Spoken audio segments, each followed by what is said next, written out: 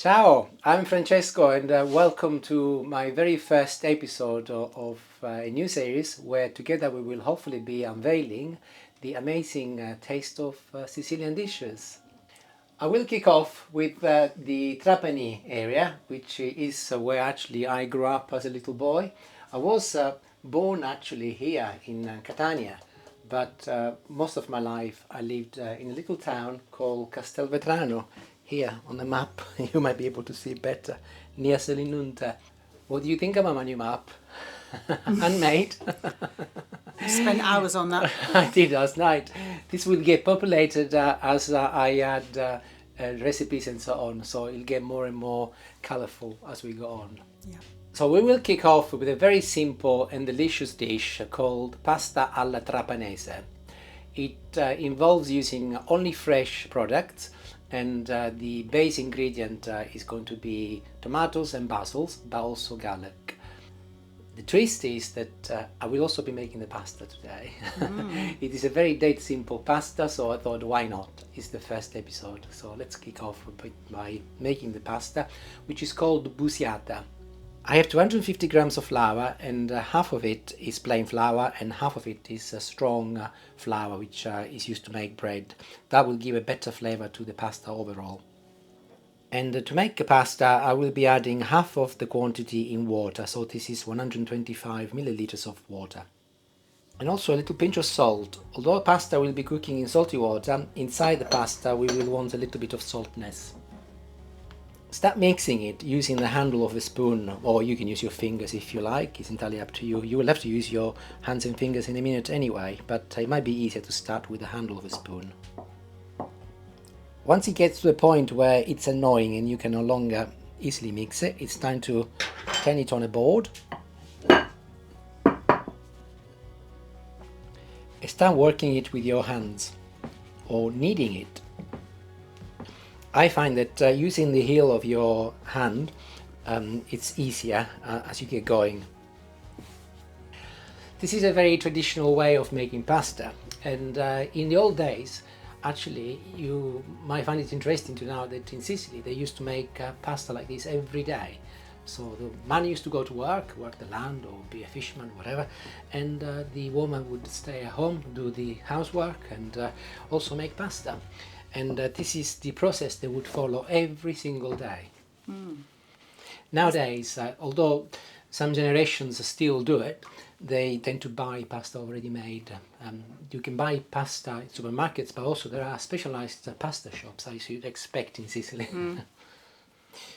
Once the dough forms a nice solid ball and it comes together, and you can see by patting it, it's nice and fresh, it's kind of ready. And what we're going to be doing, excuse me, we're going to be putting it in some cling film and wrap it up so that it doesn't dry up, and we will let it rest for anything between half an hour and an hour. In the fridge or just on the worktop? On the worktop. Oh, fine. So while the dough does its thing, we will be moving on to the preparation of the sauce. It is important that you've got some ripe tomatoes for this recipe, and these are on the vine, and I will be using 4 of these, so approximately will be 350 to 400 grams of tomatoes. That's for the two of us, isn't it? It is, yes. Yeah. Turn them around, and on the base, just a little cross with your knife. I've put some water boiling on the pot, and I will be adding my tomatoes to it. So literally no more than a couple of minutes, and then you can take them out. The purpose of this exercise is to remove the peel from the tomatoes, not to cook the tomatoes. So give it a few minutes for them to cool down, otherwise you're going to burn yourself. And you should find that removing the skin is very, very easy now. So remember, do not cook the tomatoes, it's just enough time to get the skin off them. Once you've removed the skin, cut them in half and remove that white hard bit from the center, because we don't want that. But you can leave the seeds, you don't need to remove the seeds. They'll be quite nice actually, they're quite tasty.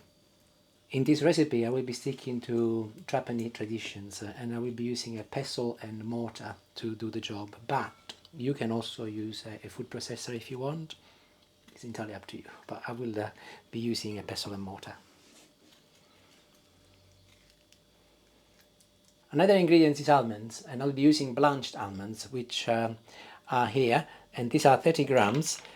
You can also use almonds with the skin, but I'm using the recipe that the traditional Trapanese people use, so I will stick to the blanched ones. I will be putting them in the pestle and mortar in a minute, but to make it a little bit easier on me, I will start them off just by giving them an initial crunch with a knife. And add them to the tomatoes. Garlic next, and I will be using 1 clove of garlic for 2 people. So moving on, I'll get some basil. I've got a lovely little plant here, which Julie has donated to me very kindly. And I'll get some here, and I'll get another one here. There.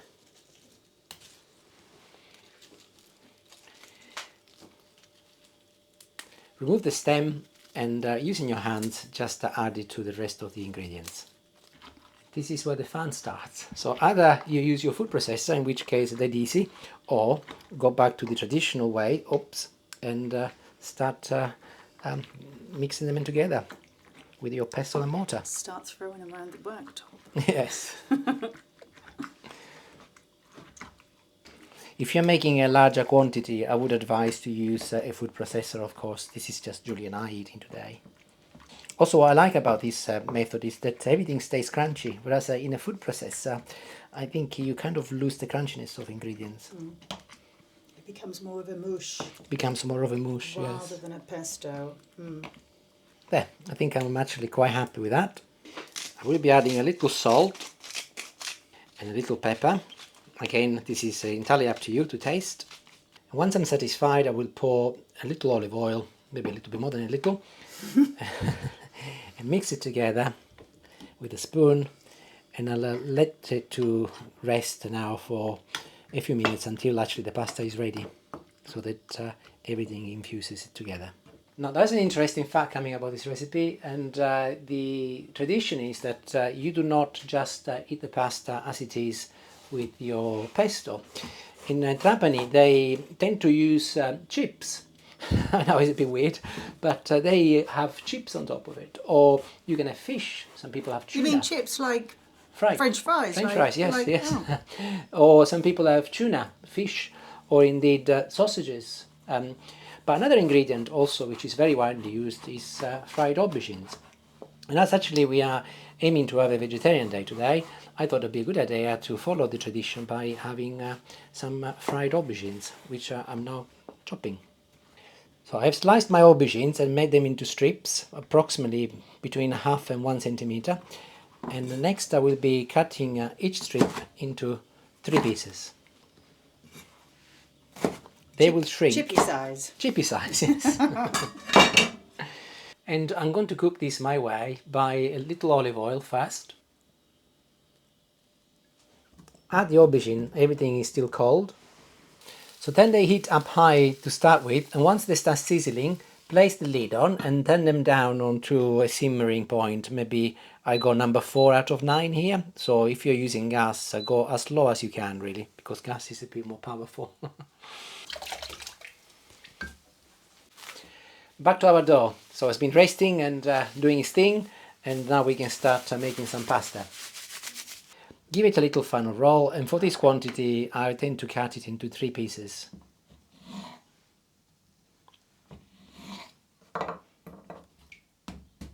The dough is nice and elastic, so you do not actually need any flour on your board. It's perfect as it is.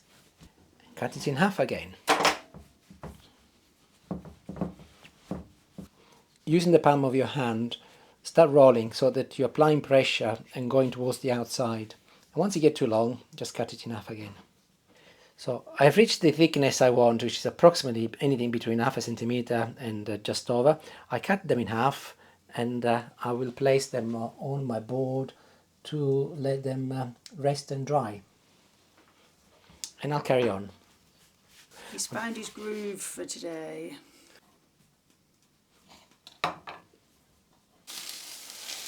And don't forget to go back to your aubergines and give them a little toss halfway through. You can see that they're beginning to cook nicely. They are browning, and another couple of minutes and they will be done. back to the pasta. This is how much we've got done. And the aubergines are done. I'm going to add a little pinch of salt, very little. I'll turn them off. I'll give them a final toss, and I will remove them from the heat altogether with the lid on until my pasta is ready. And we're done, and it's all been rolled, and here it is. The pasta, it was a little bit harder to roll because of the mixture of flour between the strong flour and the plain flour. But I did find that putting a little olive oil in my hand, just a little amount, really helped to keep it going. So very, very easy to do. And now we're going to be making the Busiata, the type of pasta I was referring to. So I'm going to be using a skewer, a little normal wooden skewer. And I'll place that at the end of my pasta and roll them together. And you will see that the pasta will start rolling itself on top of my skewer, a bit like a snake would.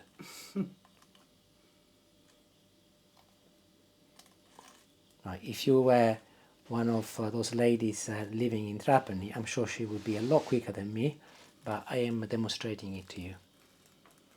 And it doesn't have to be perfect, it's exactly what you're looking for. And then what you do, you get hold of it very gently and go anti-clockwise against your skewer and gently remove it. And there you go, you've got a nice little Busiata. I'll do it again. Roll them together.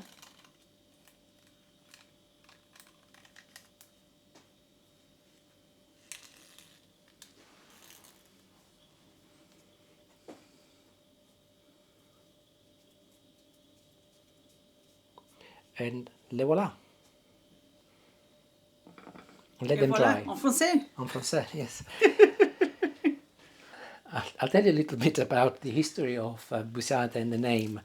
Effectively, the busa is a reed, is a wild reed which fishermen used to use in the old days when they used to fix the fishing net.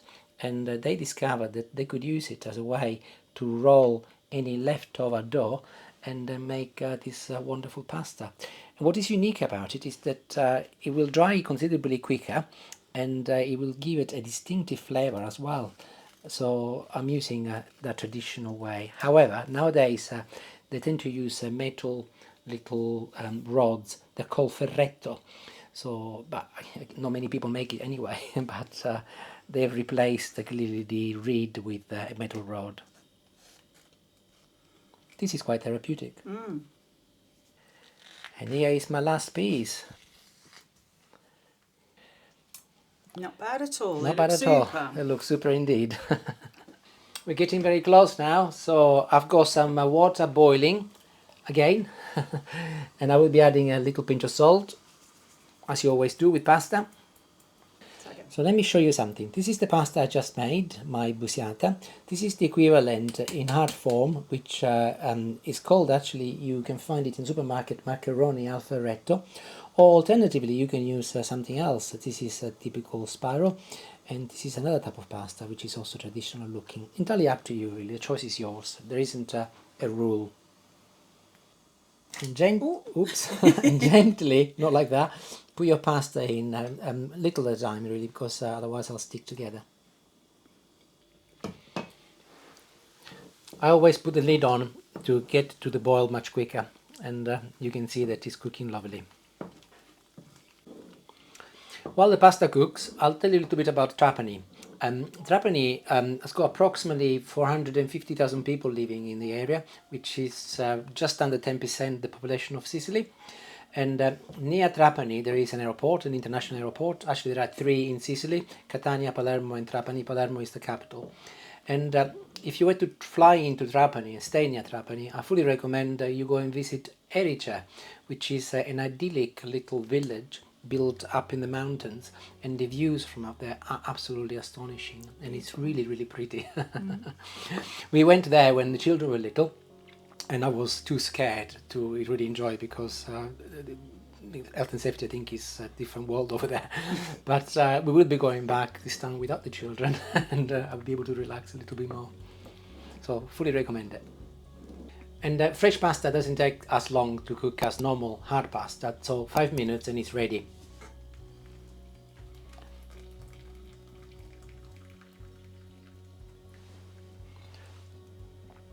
So I'll put some on a plate, Trapanese style, and I get back to your pesto now, and I give it another little mix as it's been marinating nicely, and apply it on top of your pasta. Got the smell coming up already because the pasta is hot. Remember the aubergines? So this is now that time. And the finishing touch goes without saying is some cheese. And this pasta, ideal cheese is pecorino, which is what I'm using today, but you can also use parmesan if that's what you prefer, as pecorino can be a little bit strong. And I'm now ready to give it a shot. I'll mix everything together. Oh my god, the smell. Can you smell it, Julie, from over there?